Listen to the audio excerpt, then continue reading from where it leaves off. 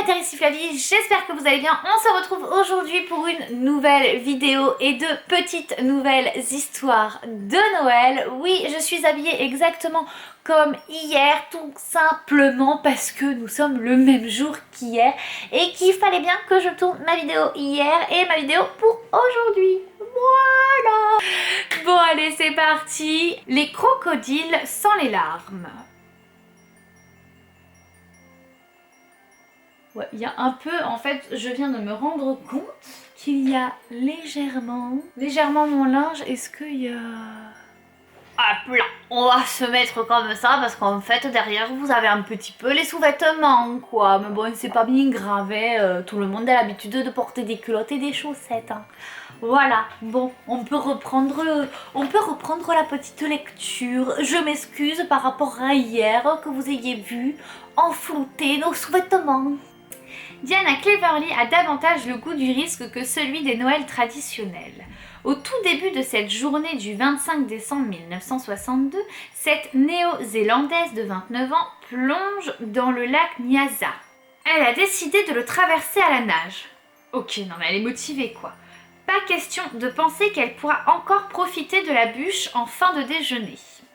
Ce sont 32 km que la demoiselle doit parcourir. Mais en attendant, on remarquera que dans ce bouquin, nous avons des femmes hyper sportives en plein hiver. C'est bien.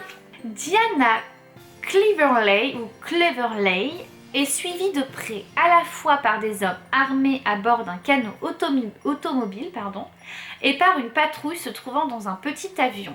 Il faut dire que le lac Nyasa est infesté de crocodiles. Si bien que après 9h50, quand Diana met un pied sur le rivage de Salima, elle constate rassurée qu'elle a encore le second. Je connais pas cette expression. Mais ok d'accord, oui, en fait elle est grave motivée. Non mais on remarquera que, ok, alors déjà la nana elle décide de nager en plein hiver dans un lac qui fait combien? 32 km. Ok, qu'elle arrive à le faire en... C'est pas beaucoup de temps, 9h57.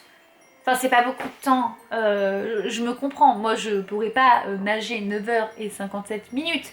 Mais genre, je trouve que pour la distance du lac et le temps réalisé alors qu'il fait froid, je trouve qu'elle est quand même hyper rapide. Mais le challenge encore au-dessus, c'est qu'il est rempli de crocodiles, quoi. Non mais c'est dingue. Et donc nous remarquerons que dans ce bouquin, nous avons beaucoup de nanas très sportives, très... bah dis donc, bah c'est bien déjà, c'est bien parce que elle a réussi... elle a carrément réussi à faire son pari, mais c'est trop bien. Bah bravo à elle, moi je ne l'aurais pas fait. L'enfant Jésus livre une voiture lance-fusée. Le petit garçon ne s'adresse pas au Père Noël, mais à l'enfant Jésus. Il lui écrit « Apporte-moi, s'il te plaît, une voiture lance-fusée. » Comme il a entendu dire que son correspondant habite au ciel, le bambin colle sa lettre à 3 ballons que, confiant, il regarde s'envoler. Ce gamin habite à Anne, sur les bords de la Ruhr, excusez-moi.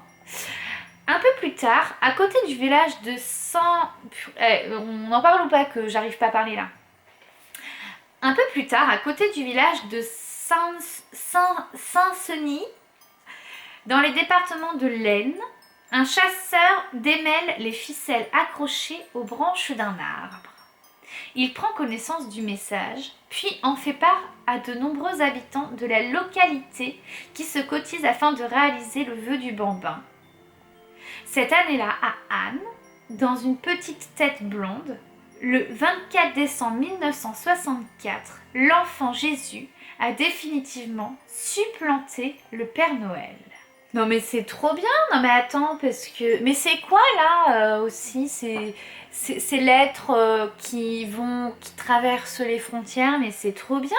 Déjà, alors en fait, je trouve ça déjà bien par rapport au fait que au final, bon bah sa lettre est parcourue des frontières et tout ça. Moi je trouve ça vraiment trop cool. Mais en plus de ça, je trouve ça trop cool que les gens y répondent en fait et qui qu'il réalise un petit peu le vœu, le souhait de la personne qui a écrit, mais c'est tellement génial quoi. Dis donc, ces deux histoires, elles sont vraiment impressionnantes, hein, elles sont vraiment cool. Voilà, ces deux petites histoires qui sont légères, qui sont vraiment sympathiques. Enfin légères, sauf pour Diana Cleverly. Mais au moins elle aura réussi son pari risqué. Mais non, franchement, c'était trop cool ces petites histoires là. Bon, écoutez, voilà, c'était les deux petites histoires de la journée. J'espère qu'elles vous auront plu. On se dit rendez-vous demain 10h pour de nouvelles aventures. Faites ce que vous aimez et faites-le souvent. Et surtout, donnez de l'amour. Voilà. Et je vous fais des bisous. À demain. Bye. Le petit garçon ne... Le petit garçon ne... Ah